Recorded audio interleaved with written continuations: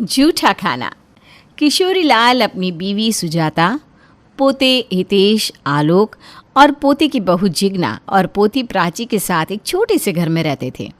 प्राची एक दिन अपनी भाभी जिग्ना से कहती है, भाभी मुझे खाना दे दो, बहुत जोर से भूख लग रही है। रुको ननद जी, अभी लेकर आती हूँ। और भाभी सब्जी थोड़ी ज़्यादा देना, वो क्या है ना, कम सब्जी में रोटी गले से नीचे नहीं उतरती। ठीक है ननद जी, और कुछ भी लाना है क्या? थोड़े चावल भी दे देना। अरे इतने दिन हो गए मैंने चावल तो जैसे खाए ही नहीं है, मेरे लिए थोड़े चावल ले आना। जिग्ना प्लेट में 2 रोटी और सब्जी लेकर अपनी ननद को देती है कि तभी वहाँ जिग्ना का पति हिमेश आ जाता है। अरे जिग्ना, ज़रा मेरे लिए भी खाना लगा दो। आज तो टिफ़िन में कुछ अच्छा दिया ही नहीं था। मुझे तो देखकर ही खाने का मन नहीं हुआ, तो मैंने खाया ही नहीं। आपने टिफ़िन नहीं खाया फिर? अगर खाया होता तो मुझे घर आती इतनी ज़ोर से भूख थोड़ी ना लगती। कुछ नहीं खाया मैंने वहाँ पर, बस थोड़ा चखा ही था, फिर अच्छा नहीं लगा तो ऐसे ही छोड़ दिया। अरे जब आपको खाना खाना ही नहीं था तो झूठा क्यों किया? अरे झूठा क्या होता है, मैंने खाया थोड़ी ना है, थोड़ा सा चखा था, उसे झूठा थोड़ी ना कहते हैं। यहाँ मैं बना बना कर घटती रहूँ और वहाँ आप लोग खाने को बर्बाद करते रहो। जिग्ना, तुम आज के समय की लड़की हो और फिर भी तुम ये सब बोल रही हो। अगर तुम्हें बोलना है ना तो थोड़ी देर के बाद बोला, क्योंकि अभी तो मुझे ज़ोर से भूख लग रही है। अरे ठीक है, लाती हूँ। जिग्ना अपने पति के लिए खाना लेने जा रही थी कि तभी जिग्ना के ननद अपनी थाली में बस 2 रोटी देखकर कहती है, भाभी ये क्या, बस 2 रोटी? आपको पता है ना मैं 2 रोटी नहीं खाती। अरे 2 रोटी से मेरा क्या होगा, इतने में मेरा पेट थोड़ी ना भरेगा। रोटी तो है, लेकिन मैंने इसलिए नहीं दी क्योंकि मैंने वो रोटी माँ जी के लिए रखी है। माँ जी ने भी अभी तक खाना नहीं खाया ना। माँ के लिए दोबारा बना देना, उससे मुझे क्या। हटो, आप तो देने से रही, मैं खुद ही जाकर ले लेती हूँ। प्राची खुद रसोई में जाती है और अपने लिए 4 रोटी और ले लेती है और खाना खाने बैठ जाती है। 1.5 रोटी खाते ही प्राची का पेट भर जाता है और वो बचा हुआ खाना प्लेट में ही छोड़कर अपने कमरे में आराम करने चली जाती है। प्लेट में इतना बचा हुआ खाना देखकर प्राची के दादाजी किशोरी लाल को बहुत बुरा लगता है और वो खुद से बात करते हुए कहते हैं, ये बच्चे भी ना खाने की कीमत को जानते ही नहीं। लोग खाने को तरसते हैं और यह है कि खाना छोड़कर चले जाते हैं। ऐसे ही एक दिन प्राची को अपने दोस्तों के साथ बाहर जाना था, तो वो अपने लिए और अपने दोस्तों के लिए खाना पैक करने खुद ही रसोई में चली जाती है और देखती है कि उसकी भाभी ने नमकीन चावल बनाए हैं, तो वो बिना किसी से पूछे सारे चावल पैक करके ले जाती है। जिसके थोड़ी देर बाद सभी लोग जब खाना खाने आते हैं, अरे बहू, खाना तो ले आओ बेटा, बहुत भूख लग रही है। जी बस 2 मिनट में लाती हूँ। जिग्ना रसोई में जाती है और देखती है कि रसोई से सारा खाना प्राची लेकर जा रही थी। तभी वहाँ किशोरी लाल अपनी पत्नी सुजाता से बात करते हुए कहते हैं, हमारे टाइम में तो सारा खाना ख़त्म कर देते थे और अगर गलती से बच जाता तो उसका भी सुबह अगले दिन कुछ उपयोग कर लेते थे। हाँ जी, वो तो आपने बिल्कुल सही कहा, लेकिन अब के टाइम में बच्चे अपनी ही चलाते हैं, हमारी चलती कहाँ है। कोई नहीं सुनने वाला तो बताने का कोई फ़ायदा भी नहीं। इनको तो लगता है बस हम इनके पीछे पीछे पागलों की तरह लगे रहते हैं और उनको टोकते रहते हैं। प्राची बेटा, हमेशा खाने को बचाने की सोचना। और हाँ प्राची बेटा, कभी भी खाना उतना ही लेना चाहिए जितना तुम खा सको।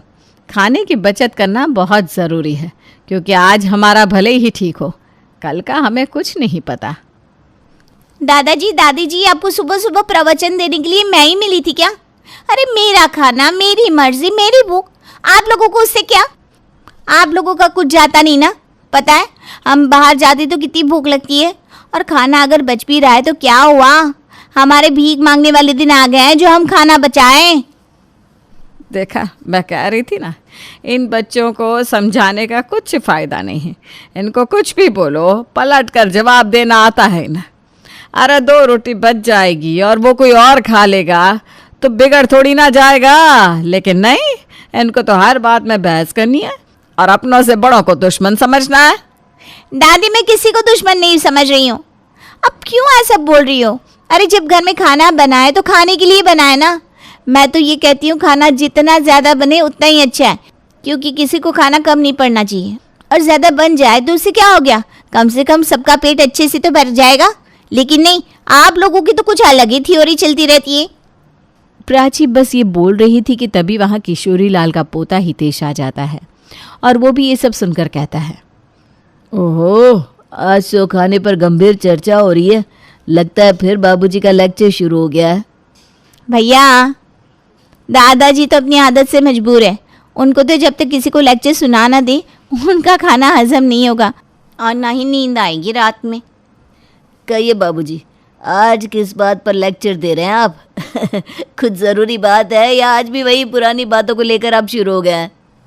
बातें पुरानी हो या नहीं, लेकिन बातों का सही होना ज़रूरी होता है और हमारी बातें सही है। एक बात बताओ, तुम लोग इतना खाना लेते ही क्यों हो जब तुमसे खाया नहीं जाता? रोज़ रोज़ खाना बर्बाद करते हुए तुम्हें शर्म नहीं आती क्या? और बहू बेचारी दिन भर रसोई में लगी रहती है। बस इतनी सी बात को लेकर आप दोनों ने फिर से मंडली बिठा ली। एक बात बताओ, करती क्या है पूरा दिन घर में? अरे ये सब करती है तो उसमें हो क्या गया? आप लोग ना बेहद करते हो। सही में, और ये तो आम बात है। खाना बच रहा है तो उसको फेंकेंगे नहीं तो क्या घर में सड़ने देंगे? अरे ये क्या रोज़ रोज़ का तमाशा लगा देते हैं। वो दोनों इतना बोलकर वहाँ से चले जाते हैं। ये चीज़ किशोरी लाल को बहुत ज़्यादा बुरी लगती है और उसी शाम घर के बाहर गाय और कुत्तों को लेकर आते हैं और उन्हें खिलाने लगते हैं। ये देखकर पड़ोस की रमा कहती है, अरे बाबूजी, आप ये रोटी कुत्ते और गाय को क्यों खिला रहे हो?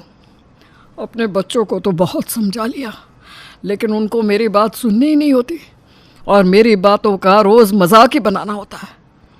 पर रोज़ रोज़ इस तरह खाना बर्बाद होते हुए मैं नहीं देख सकता। और रही बात कुत्ते और गाय को खिलाने की, ये तो बहुत ही पुण्य का काम होता है। बच्चों की नादानी से कोई पुण्य कर सकूँ तो यह भी मेरा सौभाग्य होगा और सबको यही करना चाहिए। ये तो आप बिल्कुल सही कह रहे हो। हाँ रमा बिटिया, रोज़ रोज़ इतना खाना बर्बाद हो और झूठा खाना कोई दूसरा ना खाए, इससे तो अच्छा ही है कि मैं किसी को खाना खिलाकर पुण्य कमा लूँ। सही कहा बाबूजी आपने। अपने बच्चों की रोज़ रोज़ की इन हरकतों से किशोरी लाल परेशान होकर खुद ही बचा हुआ खाना गाय और कुत्तों को खिलाने लगते हैं, जिससे ना घर का बचा हुआ खाना फेंका जाता है और ना ही किशोरी लाल को ये सब देखकर बुरा लगता है।